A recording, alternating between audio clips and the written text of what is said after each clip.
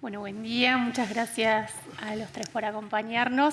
Gran panel para empezar esta primera edición, la verdad, espectacular.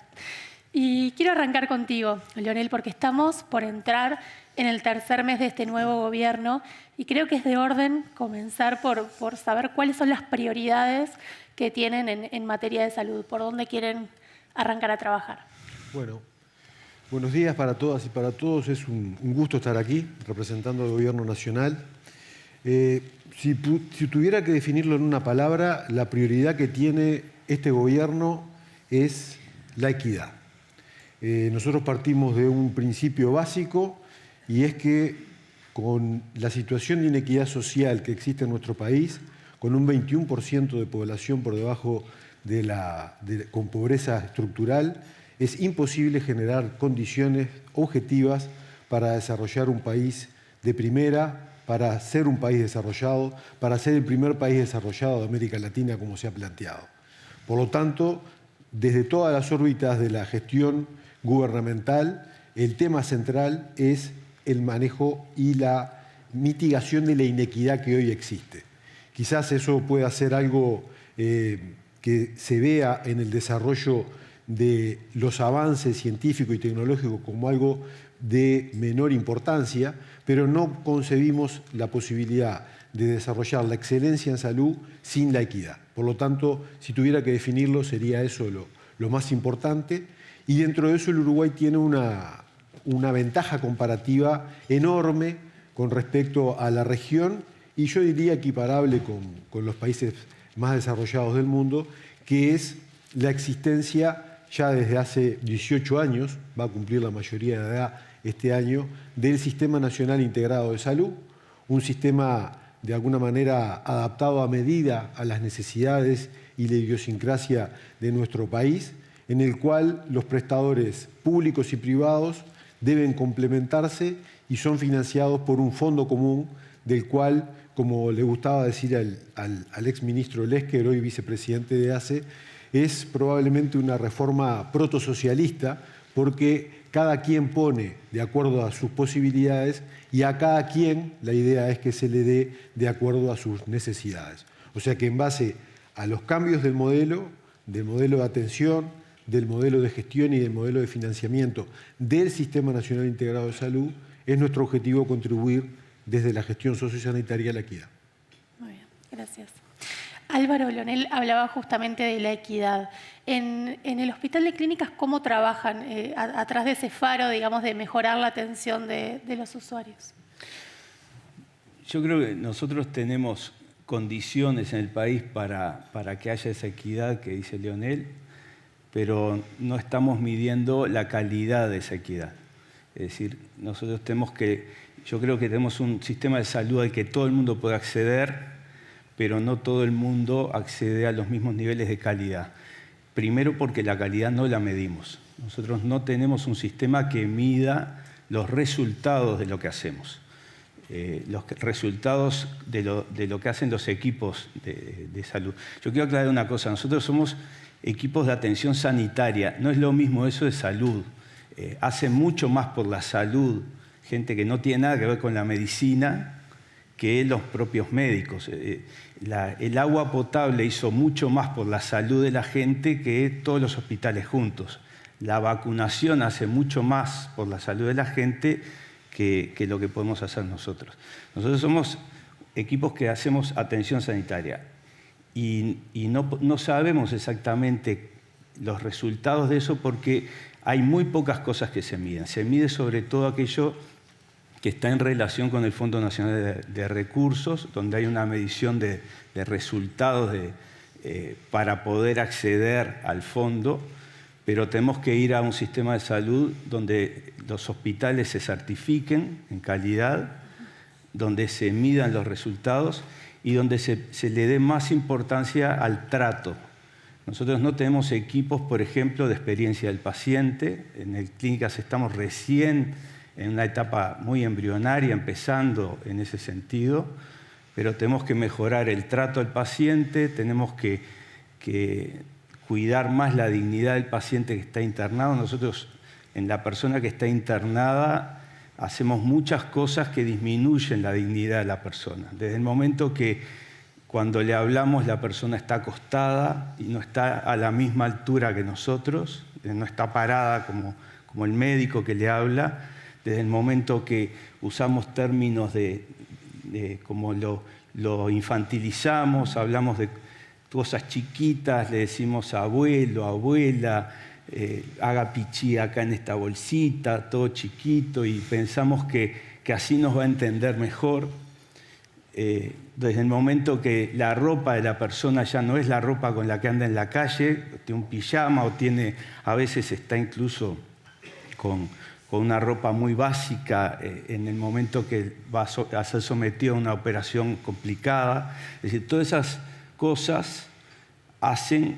También el equipo de salud necesita un poco bajar esa tensión para poder atender, pero todo lo que tenemos que hacer por el trato, por el cuidado del paciente es un desafío, no para el Hospital de Clínicas solamente, creo, sino para todo el sistema, ¿no? Muy interesante. Eliana, en los últimos años se ha hablado mucho de Uruguay como hub en materia de farma, ¿no? Por el desarrollo que ha tenido el sector. Saber si coincidís con esa visión y también cómo podemos jugar en las grandes ligas de farma. Bueno, creo que la industria farmacéutica en general ha brindado una oportunidad importante y Uruguay quizás se enfocó en lo que puede llegar a ser sus beneficios fiscales en realidad que puede tener establecer un hub en zona franca, ¿no? Bueno, más allá de que también ese hub no solamente puede ser de medicamentos, de insumos, sino también de atención de salud, creo que sí, que en Uruguay hay profesionales espectaculares y que tiene que prepararse. Igual creo que todavía debemos estar enfocados mucho más en lo que es la interna, ¿no? O sea, tenemos muchísimo por trabajar. Sí creo fuertemente, como decía Álvaro, que es extremadamente importante bueno, y Lionel también, ¿no? La colaboración público-privada. Creo que de eso depende. Creo que más allá de públicos o privados, creo que lo que en definitiva nos mueve es ese propósito en realidad de querer hacer lo que queremos hacer, de adaptar los sistemas de salud mucho más en realidad hacia los pacientes y sobre todo, bueno, como decía Margaret, ¿no? O sea, solamente un grupo decidido de ciudadanos son los que en realidad pueden soñar grande y cambiar fuertemente las cosas, ¿no? No necesita que toda una gran colectividad, se necesita una gran cantidad de cosas, sino que, bueno, un grupo de empresas, un grupo de personas decididas y con la convicción de que las cosas se pueden cambiar y Uruguay, ni que hablar, que es el país perfecto para que logremos eso. Muy bien, gracias. Lionel, vuelvo contigo.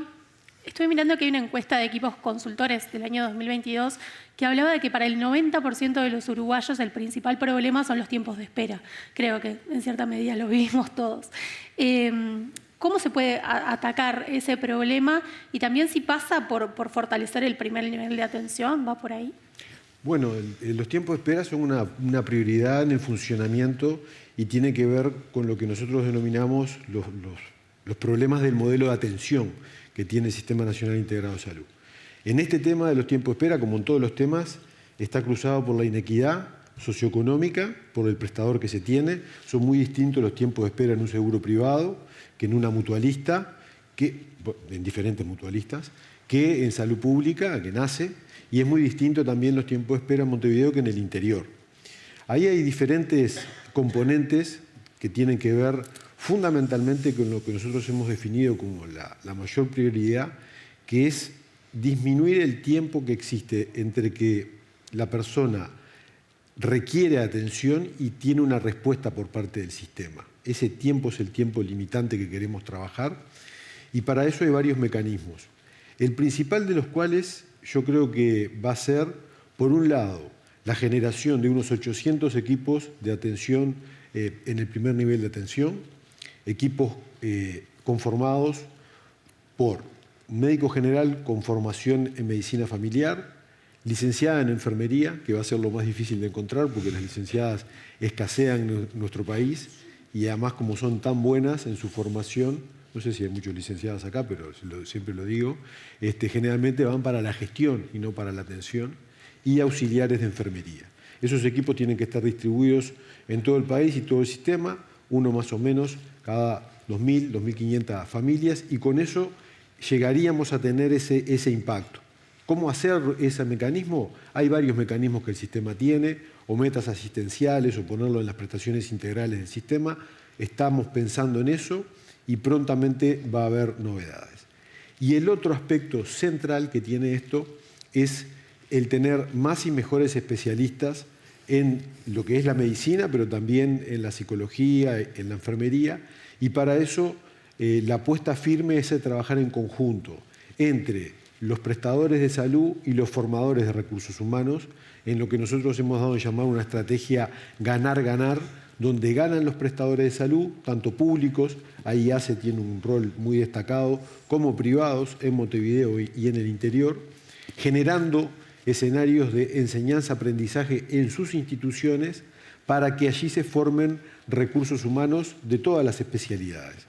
Porque lo que hemos demostrado, y acá me permito hablar desde el ámbito académico como profesor universitario, es que cuando logramos que el individuo se forme en su especialidad en ese lugar, ese individuo tiene una chance muy alta de quedarse en ese lugar. De hecho, en ginecología hemos demostrado que el 80% de los residentes que se forman en esas instituciones en el interior del país, por ejemplo, quedan unidos a esa institución desde el punto de vista laboral. Es un periodo muy importante de la vida de la persona, donde se conforman lazos familiares, la conformación de la pareja, la familia, hijos, y además, al egresar, ya tiene una primera oferta laboral que en general es buena y por eso queda. Nosotros creemos que con estos dos grandes temas, los equipos de primer nivel de atención y especialistas mejor distribuidos y formados en todo el país, vamos a lograr abatir esto que es una sensación térmica, ¿verdad? El atraso es una sensación térmica porque hay muchos datos anecdotarios, pero lamentablemente no tenemos un sistema adecuado de contralor de esto y es otro tema que tenemos que avanzar. Bien.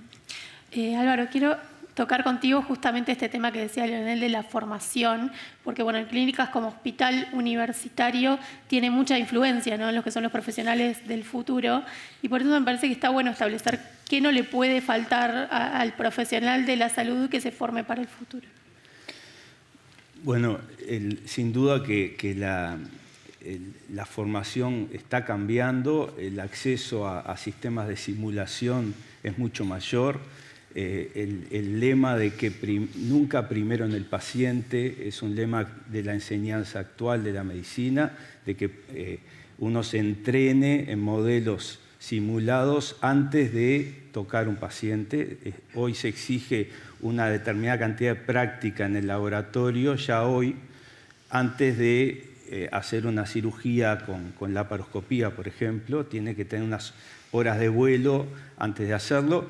Y en el robot que tenemos ahora en el Hospital de Clínicas, antes de poder usar el robot, tiene que haber completado una cantidad determinada de entrenamiento y tiene que seguir entrenándose para poder usar el robot. Eso cambia mucho. El hecho de la relación con la inteligencia artificial está cambiando muchísimo. No es solamente un tema de estudiar con el apoyo de la inteligencia artificial, sino de consultar permanentemente las decisiones, los diagnósticos, los tratamientos con la información que da. También eso cambia la enseñanza, el acceso a las imágenes, pero después está cómo se forma el individuo. Yo creo que por ejemplo, lo que hablábamos hoy, el tema de la calidez en el trato y la forma de tratar a la persona es muy difícil formar. Ahí es más fácil contratar a la persona ya con ese atributo que proponerse formarla y después los atributos de trabajo en equipo. Eso es muy difícil. Nosotros los sistemas que tenemos hoy de contrato tanto en la administración pública como a nivel mutual, no son los mejores sistemas de selección de personal. Tenemos que ir adecuándonos a los nuevos desafíos y yo creo que el tema de trabajo colectivo, porque nosotros cuando hablamos de la medicina centrada en el paciente, todavía es un eslogan, todavía no es algo que hacemos que vaya, es como la cadena de producción esa famosa, que el paciente es el que va pasando de uno a otro. Lo ve un especialista, le dice ahora tiene que ir a ver a otro y empieza toda una recorrida que puede llevar meses hasta que lo vea el especialista, como tú decías hoy. Y yo creo que eso tiene que cambiar. Nosotros tenemos una unidad de mama para lucha contra el cáncer de mama, en la cual el día que va el paciente es visto por lo menos por 5 especialistas distintos. Entonces, cambiar la forma de funcionamiento de que cuando llegue el paciente lo vea un especialista, vea si el nódulo es maligno, si lo es ya el ecografista estudia el nódulo, se punciona, se biopsia, pero ahí también que haya ya de entrada el apoyo psicológico y lo que decía Leonel, que para nosotros es clave, la NER navegadora que le llamamos, que es una licenciada en enfermería que hace el seguimiento del paciente de ahí en adelante y va siguiendo en qué etapa está cada uno de los pacientes del equipo, ¿no? Claro, muy bien. Eliana, en lo que tiene que ver con los medicamentos especializados o medicamentos de alto costo que están un poco en el core del negocio de Cienza, ¿cómo trabajan en materia de innovación y de desarrollo justamente para mejorar esa ecuación y que el alto costo no sea tan alto para que todos puedan acceder? Bueno, ahí es un desafío, creo que internacional, mundial, ¿no? Lo que son los medicamentos de alto costo. No solamente los medicamentos de alto costo, creo que hoy nos enfrentamos a lo que es la medicina de la precisión. Hoy con un simple gotita de sangre, en realidad es posible secuenciar en realidad todo el genoma de ese paciente y poder detectar qué tipo de mutaciones tiene y qué tipo de cáncer tiene, ¿no? Hoy cuando hablamos de cáncer de pulmón, hay 100 tipos de cáncer de pulmón diferentes. Entonces, el médico ya necesita otras herramientas también para poder decir cómo trato a ese paciente.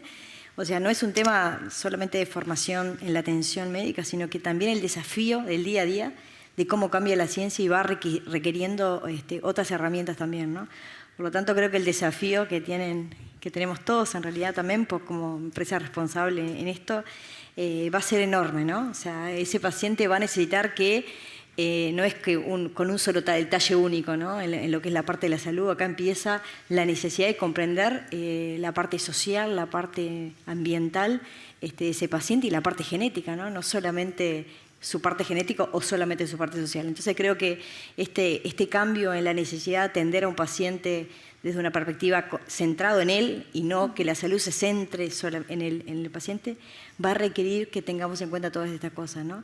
Y este desafío de que un testeo genético hoy te lo puedes contratar por internet, directamente pedís una detección genética, también está el desafío que el médico pueda comprender, y no solamente el paciente, ese resultado genético. O sea, yo creo que el mundo de aquí en adelante, más allá de que existan los recursos, más allá incluso de que exista la cobertura. Yo creo que Uruguay es un país ejemplo de cobertura. En Uruguay hay cobertura, de verdad, cuando miramos hacia afuera, yo me atrevería a decirle uno de los más completos del mundo, ¿tá?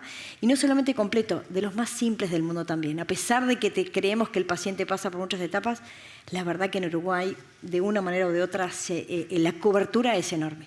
Sin embargo, cuando vemos la cantidad de cobertura y la cantidad de acceso, que esto requiere el nivel social de que el paciente comprenda, que sepa los pasos que tiene que dar y demás, vemos que hay un gap enorme. Como si tenemos todos los recursos en un país que pagamos medicamentos de alto costo, cuando uno ve la cantidad de pacientes tratados con un cáncer de pulmón metastásico, se encuentra que hay 50% que no están tratados. ¿Qué pasa? Tiene cobertura de alto costo, tiene todo, pero no está accediendo. Entonces, yo creo que ese desafío, lo que decían, adaptar a cada una de las necesidades, tanto genéticas como ambientales, como sociales de los pacientes, es fundamental para orientar los esfuerzos de lo que tiene que ver con la salud. Bien. Eliana decía recién el tema de la cobertura, de la gran cobertura que hay en el país. Pero también demográficamente vamos cambiando y la población cada vez va envejeciendo más y eso también representa desafíos importantes, ¿no? A nivel de gobierno, digamos, ¿se vuelve necesario repensar todo lo que es financiamiento cuando se van precisando cada vez más recursos? Sí, sin duda que el tema del financiamiento del modelo es un tema central. Lo primero que quiero decir es que nosotros descartamos la idea que se plantea a veces del déficit del FONASA. El FONASA no tiene déficit porque el Fondo Nacional de Salud está pensado para que de rentas generales haya siempre dineros públicos para las prestaciones sanitarias. Y por lo tanto es una decisión política que se toma en el Poder Ejecutivo, el Poder Legislativo, en el presupuesto, ver cuánto estamos dispuestos a dar para la salud. Después está el otro tema, que es cómo lo distribuimos dentro del sistema, ¿verdad? Son dos aspectos diferentes. En principio, nosotros pensamos, los especialistas que trabajan en esto de la economía piensan de que con un casi 10% del PBI es una cifra adecuada y lo que hay que hacer es redistribuirlo mejor de acuerdo a eventualmente un estudio de lo que se llaman las cápitas, que es cuánto se le da a las instituciones por edad y sexo de los usuarios que tiene afiliado. Hay algunos aspectos relevantes, como el tema, además de la edad, y que a mayor edad aumentan los requerimientos sanitarios, también algunos aspectos relevantes que quizás haya que tener en cuenta para sofisticar el tema este de las cápitas, como son las enfermedades crónicas, qué enfermedades puedan tener las personas, la discapacidad, que es una carga desde el punto de vista sociosanitario muy importante, y la territorialidad. Las personas que viven en los medios rurales, que son, por otro lado, donde se basa la riqueza y el desarrollo de nuestro país, generalmente cuestan más, hay que invertir más y en general se invierte menos en ellos y en ellas. Y por lo tanto, si estamos pensando en generar una estructura social que permita que la gente se quede trabajando y desarrollándose, por ejemplo, en el medio rural, este tema es central, que tenga una buena cobertura sanitaria, como que tenga una buena cobertura de Internet, que tenga una buena caminería rural, etcétera, ¿verdad? Porque si no, lo que hacemos es seguir echando a la gente del medio rural. O sea que sí, en principio, siempre está el tema de la financiación arriba de la mesa y ver para dónde distribuir o redirigir los fondos públicos que se disponen en el sistema. Pero antes de seguir, quería hablar un poquito de esto de la genética, porque es como que me tocan un punto delirante, y es tal cual como plantean, la parte genética es clave. Nosotros venimos ya con una matriz que nos caracteriza y que es única y es hasta hoy muy difícil de cambiar.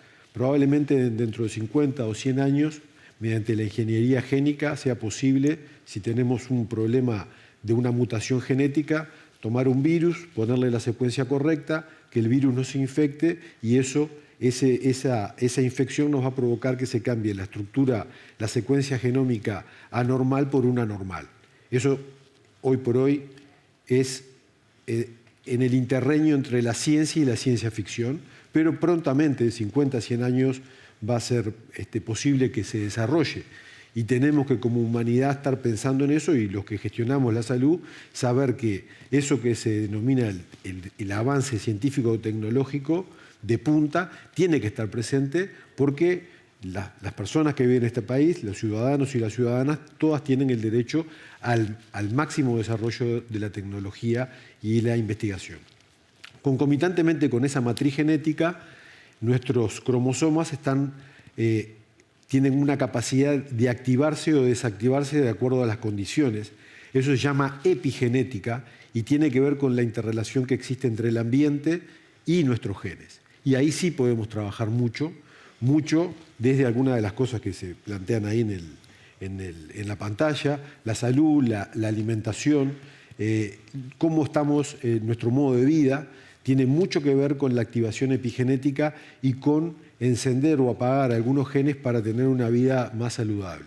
Entonces, como síntesis, a pesar de que lo genético nos determina, lo epigenético nos condiciona altamente y sabemos que mejorando los entornos de vida saludables, disminuyendo el estrés, haciendo actividad física, alimentándonos bien, todas cosas muy fáciles, ¿no? Que están al alcance de todas las personas, podemos mejorar claramente nuestra performance sanitaria y nuestra vida. Muy bien. Te vuelvo un segundo para atrás para el tema anterior porque me quedó colgado preguntarte. ¿Van a impulsar entonces que haya más variables para las cápitas, que no sea solo sexo y edad, sino que se sumen estas otras variables que mencionabas, como otras enfermedades y eso? No, te podés imaginar que no puedo hacer anuncios así que puedan ser para la prensa. Podés. No puedo. Estamos estudiando el tema. Creemos que no habría necesidad de aumentar el volumen total de dinero que el fondo maneja, pero sí eventualmente buscar una distribución más equitativa. Y hay un punto central que tanto para la ministra como para mí, para el Gobierno Nacional es clave, que es equiparar lo que se invierte en los usuarios del subsector público, que hoy sigue siendo un 25% menos que en el subsector privado. Eso está como un elemento prioritario, porque cuando hablábamos al inicio del tema de la equidad, justamente se basa en que a mayores demandas se tiene que dar más a esas personas, en una cosa que para cualquier uruguayo y uruguaya es algo que está en nuestro ADN, que es que los más infelices sean los más privilegiados, ¿no? Acá es un problema de alguna manera culturalmente bastante solucionado, aunque a la hora luego de ver hacia dónde se redirigen los fondos y los recursos es bastante más cuestionable, pero la prioridad es el tema de la equidad y, en segundo lugar, esto de buscar una equidad mayor en la distribución de acuerdo a las características de cada población e incluso, si vamos más a fondo, también de la distribución departamental de las personas, ¿verdad? Son diferentes las patologías prevalentes que hay en la frontera con Brasil, en la frontera con Argentina, en el cono metropolitano. Es diferente los riesgos que tiene la población que vive en el medio rural y que está expuesta, por ejemplo, a los agrotóxicos. Ya hay estudios que demuestran que la población que está expuesta a agrotóxicos, de cualquier clase social, pero fundamentalmente las personas vinculadas con el trabajo, son personas de los medios socioeconómicos más bajos, tienen una prevalencia mayor en el embarazo de tener parto de pretérmino o restricción de crecimiento. Eso es un dato, una evidencia generada acá en nuestro país por la Universidad de la República, y eso tiene que ser tratado por el sistema redirigiendo las mejoras en la atención de esas personas. Bien, gracias. Álvaro, vuelvo contigo con este tema de la tecnología, que ya hiciste un poco de referencia en la respuesta anterior, pero me parece súper interesante, y es uno de los temas que tenemos acá, ver cómo están utilizando, cuál es el rol de la tecnología justamente para estar a la vanguardia en el clínicas. Bueno, una de las cuestiones clave para nosotros tenemos una enorme cantidad de datos, pero tenemos poca información. Es decir, tenemos una relativa incapacidad para procesar todos los datos que se generan. Cuando una persona entra en cualquier centro de salud, empieza a generar un montón de datos en los estudios de laboratorio que se hace, cuando va a hacerse una tomografía o va a hacerse una resonancia, o después la respuesta que tenga el tratamiento, y algo que mencionaba Eliana, que es todo el seguimiento, la trazabilidad del medicamento, ¿no? Eso genera también que la pulsera, que el control, todos esos datos. Nosotros tenemos condiciones excelentes en el país para ser uno de los 7 países en el mundo que tenga mejor manejo de los datos en salud, porque tenemos una historia clínica nacional, porque tenemos fibra óptica que llega a todas partes, tenemos un desarrollo de Internet que permite, con un buen ancho de banda, permite el manejo de estos datos. Tenemos que invertir más en mejorar esa historia clínica nacional y tenemos que lograr una ley que asegure la trazabilidad de los medicamentos hasta que llegue al paciente, que lo puedas relacionar con una cédula. Para eso hay que trabajar en la receta electrónica, que eso es clave si queremos garantizar, como lo que decía Leonel, de la equidad en el acceso a los medicamentos, que haya un sistema por el cual la persona pueda retirar su medicación en una farmacia, en una farmacia la más cercana, comercial.